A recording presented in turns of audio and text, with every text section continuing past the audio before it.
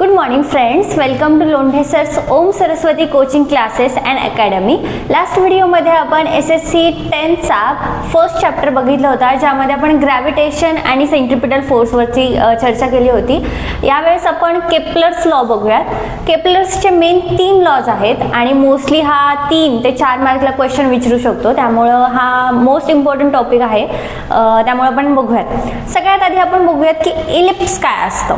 लॉजच्या आधी आपण थोडं बेसिक बघूयात की इलिप्स काय असतं. इमॅजिन करा एक आईस्क्रीमचा कोन आहे. आईस्क्रीमचा कोन जर तुम्ही हातात घेतला आणि त्याला जर व्हर्टिकली तिरक जर आपण त्याला कट केलं तर तो जो शेप तयार होणार आहे, तिरका शेप, त्याला म्हणायचं इलिप्स. ओके, हा कोन आहे. कोन जर आपण मधून कट केला आणि तो जो फॉर्म झालाय शेप, त्याला म्हणायचं इलिप्स.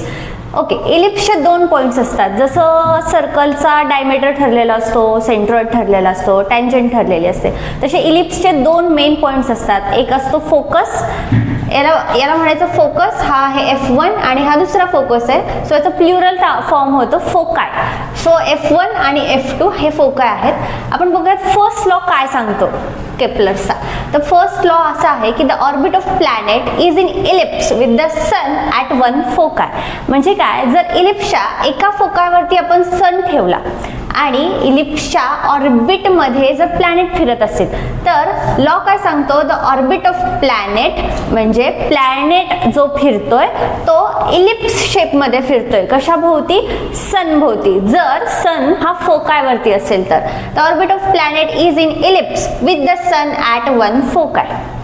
सोपा आहे. सेकंड लॉ बघूयात काय आहे. इमॅजिन करा फोकायवरती सन आहे, आपल्या ऑर्बिटमध्ये अर्थ फिरते किंवा कुठलाही प्लॅनेट फिरतोय. ओके, तर सध्या प्लॅनेट इथे, तो काहीतरी डिस्टन्स ट्रॅव्हल करेल आणि प्लॅनेट इथे येईल. ओके, हे जे डिस्टन्स त्याने ट्रॅव्हल केलंय सन पासून, त्याचा जो काही एरिया असेल तो काहीतरी एरिया असेल, लेट याला म्हणूयात आपण A1 area.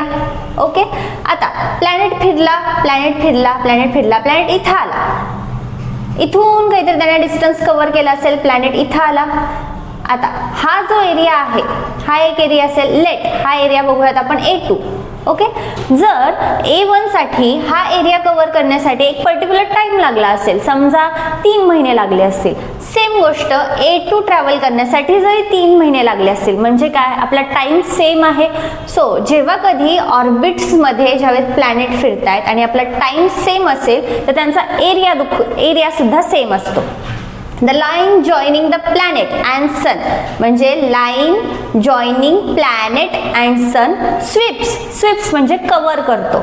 Sweeps equal areas in equal interval of time, म्हणजे इक्वल इंटरवल ऑफ टाइम मध्ये इक्वल एरिया प्लॅनेट कव्हर करतो. हा झाला सेकंड लॉ.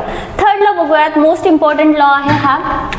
इमॅजिन करा सन आहे, सनच्या भोवती प्लॅनेट फिरतायत. ओके, प्लॅनेटने काहीतरी डिस्टन्स ट्रॅव्हल केलंय, म्हणजे काय की सन इथे, प्लॅनेट इथे, इथून काहीतरी डिस्टन्स ट्रॅव्हल झाला असेल.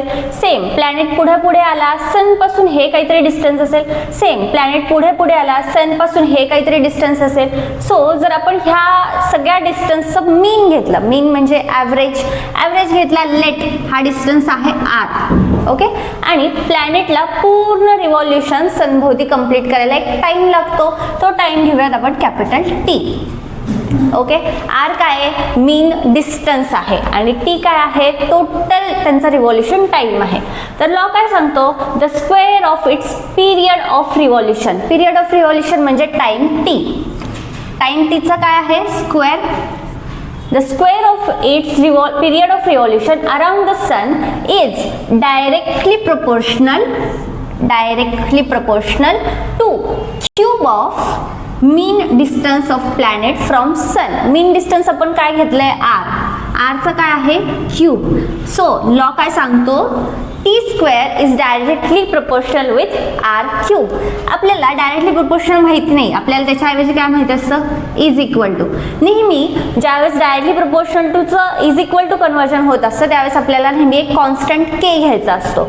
सो आपण कॉन्स्टंट K घेतला आणि बाकीचं आहे तसंच R cube T square. So आपल्याला कॉन्स्टंट व्हॅल्यू जर काढायची असेल तर फॉर्म्युला तयार झाला T square upon R cube. Simple आहेत. केपलरचे हे 3 लॉज आहेत. 3ही मार्काला हे क्वेश्चन विचारू शकतात. याचा पुढचा पार्ट जो आहे आपण तो पुढच्या व्हिडिओत बघूयात.